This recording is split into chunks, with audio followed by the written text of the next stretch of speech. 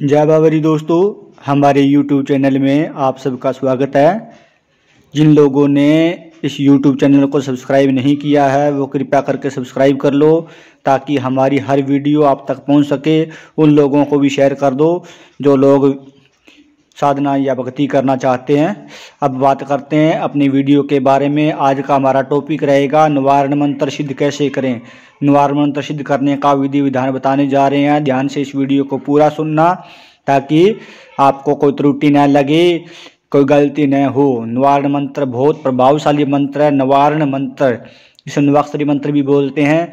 बहुत ही प्रभावशाली मंत्र है। इस मंत्र के बारे में बताने जा रहा हूँ, ध्यान से सुनना। पहली बात तो ये है कि निवारण मंत्र को कब और क्यों सिद्ध करना चाहिए। निवारण मंत्र सिद्ध करने का कोई ना कोई विधान होना चाहिए। तो बात करते हैं इसी के बारे में। निवारण मंत्र सिद्ध करने का उत्तम समय है जो नवरात्रि का है। 9 दिनों में निवारण मंत्र ये जागृत मंत्र हो जाता है। वैसे तो ये भोलेनाथ द्वारा जो वैदिक मंत्र है वो किलित किए गए हैं, लेकिन नवरात्रों के दिन ये निवारण मंत्र पूरी तरह तो उत्कलित नहीं होगा, लेकिन जागृत हो जाएगा। जो भी काम आप बोलोगे इस मंत्र से आप करना चाहोगे वो काम हो जाएंगे।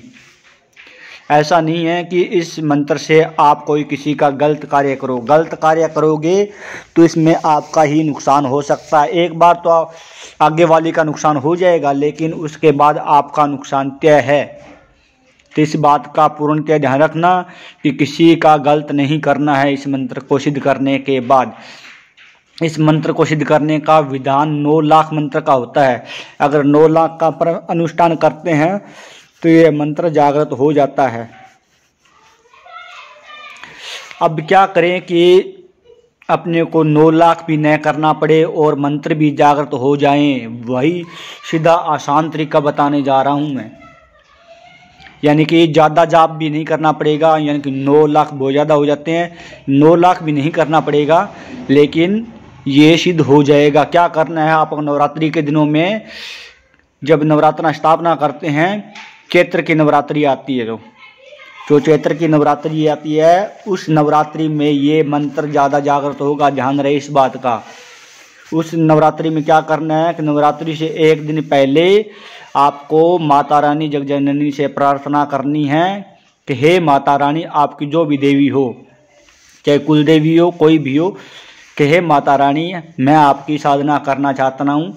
साधना मैं दूसरों की भलाई के लिए करना चाहता हूँ, या कोई पूछा देखना के लिए, या किसी को बताने के लिए, या कोई आपका और भी कोई कार्य हो सकता है उसके लिए साधना करना चाहता हूँ। कृपया माता रानी इस साधना में मेरी पूर्णतया स्वीकार करो। इस साधना को स्वीकार करो, मुझे दर्शन दो। इस तरह की प्रार्थना करनी है, ठीक है। माता रानी से ये भी बोलना है कि हे माता रानी, मैं ये मंत्र सिद्ध करने के बाद किसी का कोई गलत कार्य नहीं करूँगा। ये संकल्प लेना है आपको, ठीक है। आपको ये तो पता ही होगा कि इस मंत्र को सिद्ध करने के लिए एक रुद्राक्ष की माला होनी चाहिए, शुद्ध माला, ये जागृत माला होनी चाहिए। अगर आपके पास रुद्राक्ष की माला नहीं है तो किसी भी दुकान से आपको रुद्राक्ष की माला मिल जाएगी। उसको शुद्ध व जागृत करने की वीडियो चैनल पे डाली हुई है। आप लिखना है कि माला को शुद्ध व जागृत कैसे करें, आगे लगा देना SK म्यूजिक LLG, तो उसमें वो माला की जो वीडियो है वो आपके सामने आ जाएगी। माला शुद्ध व जागृत होनी चाहिए। दूसरा, उसमें संकल्प बहुत ज़रूरी है। संकल्प लेना है आपको, ठीक है। पहले दिन तो आपको ये प्रार्थना करनी है कि हम इस मंत्र को सिद्ध करना चाहते हैं। अपने जितने भी देवी देवता है उनको भोग प्रसाद देना है और सभी से आज्ञा लेनी है कि हम इस मंत्र को सिद्ध करना चाहते हैं, ठीक है। नवरात्रि के पहले दिन सब कुछ कलश वगैरह स्थापना करने के बाद, मूर्ति स्थापना करने के बाद फिर आपको संकल्प लेना है कि हे माता रानी, हे जगजननी, हे दुर्गा, हे काली मैया, मैं आपके निवारण मंत्र को सिद्ध करना चाहता हूँ, जागृत करना चाहता हूँ। कृपया इस मंत्र को जागृत करने में आप मेरी सहायता करें। कृपया आप मैया जागृत हो ताकि मैं लोगों की भलाई कर सकूँ, लोगों के लोक कल्याण के लिए इस मंत्र का उपयोग कर सकूँ, ठीक है। उसके बाद आपको एक सबसे पहले गणेश जी के मंत्र की एक माला करनी है। आप गणेश जी का मंत्र कोई भी ले सकते हो, ओम श्री गणेशाय नमः ले सकते हो, ओम गंग गणपति नमः ले सकते हो। इसमें आप अगर ओम गंग गणपति नमः का यूज करोगे तो वो और भी ज़्यादा फलदायी होगा। ठीक है। दूसरा मंत्र आपको करना है ओम नमः शिवाय का मंत्र करना है। क्यों? शिव शक्ति। क्यों? अगर शक्ति का अगर हम सिद्ध करना चाहते हो तो शिव को साथ में लेना बहुत जरूरी है। एक माला ओम नमः शिवाय की करनी है। उसके बाद एक माला आपको गुरु मंत्र की करनी है। आपको जो भी गुरु मंत्र मिला हुआ है उस गुरु मंत्र की एक माला करनी है। उसके बाद आपको 11 माला, ध्यान रहे 11 माला करनी है। 11 माला करनी है निवारण मंत्र की। कई लोग निवारण मंत्र को गलत तरीके से बोलते हैं।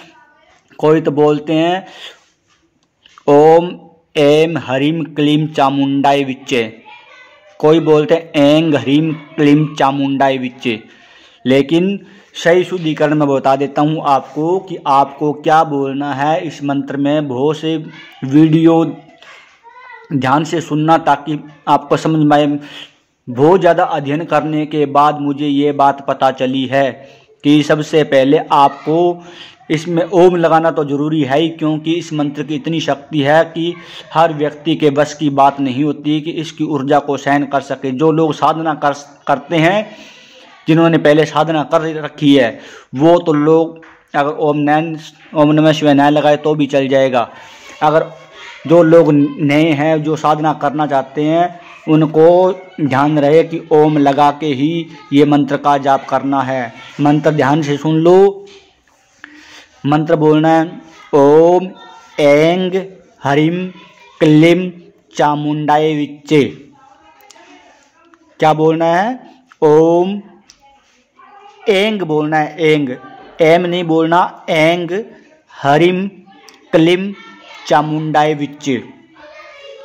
बस ये मंत्र छोटा सा मंत्र है, निवारण मंत्र है। इस मंत्र से ऐसा कोई भी कार्य नहीं है कि जिसको न किया जा सके। इस मंत्र से चौकी भी लगा सकते हैं। अगर ये मंत्र आपने जागृत कर लिया तो समझो कि पूरे विश्व की शक्ति आपने जागृत कर ली, माता जगजननी को जागृत कर लिया। ये मंत्र 9 दिन आपको 11-11 माला करना है। 11 माला सुबह करना है और 11 माला शाम को करना है। लास्ट दिन नवरात्रि के 9 दिन पूरे होने के बाद 10वीं के दिन आपको हवन करना है। हवन में हवन सामग्री लेके आपको 108 बार इस मंत्र की आहुति देनी है। आहुति में क्या करना है? आपको बोलना है ओम एंग हरिम क्लीम चामुंडाय विच्चे स्वाहा। ऐसा बोल के जो सामग्री है वो हवन कुंड में डाल देनी है। इतना करने के बाद, हवन करने के बाद आपको 9 कन्याओं को भोजन करवाना है, जैसे नवरात्रि के बाद करवाते हैं। क्योंकि ये चैत्र की नवरात्रि में करेंगे तो बहुत ज़्यादा फलदायी होगा, बहुत ज़्यादा मंत्र जल्दी जागृत होगा। ठीक है। बात ध्यान रहे कि इस मंत्र की अगर ऊर्जा आपको सहन नहीं हो रही हो तो आप इसको एक बार कर सकते हैं। लेकिन ध्यान ये रहे कि 11 माला करनी है। चाहे एक दिन में कर लो, सुबह शाम कर लो, चाहे एक दिन में 2 बार कर लो। जब एक करोगे तो आपको 11 माला ही करनी है। संकल्प पहले ही ले लेना। ध्यान ये रहे कि अगर आपको ये ऊर्जा सहन नहीं हो पा रही है तो आपको कुछ गैप लेके ये साधना कर सकते हो, लेकिन करनी 11 माला ही है। अगर मान लो आप आसन पे बैठे हो, आपने 4-5 मालाएं की है, आपके शरीर में ऊर्जा इतनी इकट्ठी हो गई है कि आप उसको सहन नहीं कर पा रहे हो, तो आप कुछ टाइम विश्राम करके उसको कंटिन्यू कर सकते हो। ये साधना होने के बाद अगर आपको किसी के लिए, किसी रोग बाधा के लिए, किसी भूत बाधा के लिए, किसी भी प्रकार की बाधा के लिए आप इस मंत्र का उपयोग कर सकते हो। ये बहुत ही प्रभावशाली मंत्र है। इतना प्रभावशाली मंत्र है कि इसमें 9 देवियों की शक्ति होती है, नव दुर्गा की शक्ति इसके अंदर है, पूरे ब्रह्मांड की शक्ति इस मंत्र के अंदर है। ठीक है। नेक्स्ट बार इस तरह की वीडियो लेकर फिर मिलेंगे। तब तक के लिए जय बाबेरी, जय बाबेरी, जय बाबेरी शाह।